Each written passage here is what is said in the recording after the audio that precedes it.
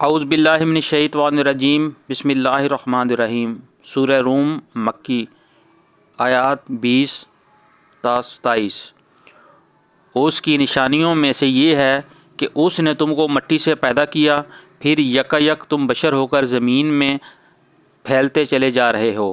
اور اس کی نشانیوں میں سے یہ ہے کہ اس نے تمہارے لیے تمہاری ہی جن سے بیویاں بنائیں تاکہ تم ان کے پاس سکون حاصل کرو، اور تمہارے درمیان محبت اور رحمت پیدا کر دی۔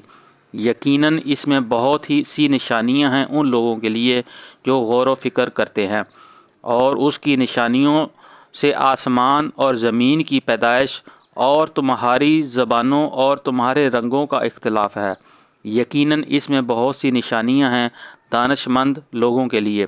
اور اس کی نشانیوں میں سے تمہارا رات اور دن کو سونا اور تمہارا اس کے فضل کو تلاش کرنا ہے۔ یقیناً اس میں بہت سی نشانیاں ہیں ان لوگوں کے لیے جو غور سے سنتے ہیں۔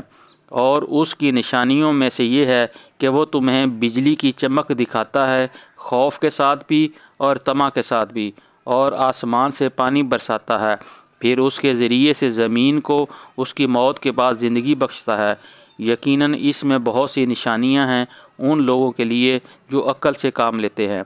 اور اس کی نشانیوں میں سے یہ ہے کہ آسمان اور زمین اس کے حکم سے قائم ہیں، پھر وہ جوں ہی اس نے تمہیں زمین سے پکارا، بس ایک ہی پکار میں اچانک تم نکل آؤ گے۔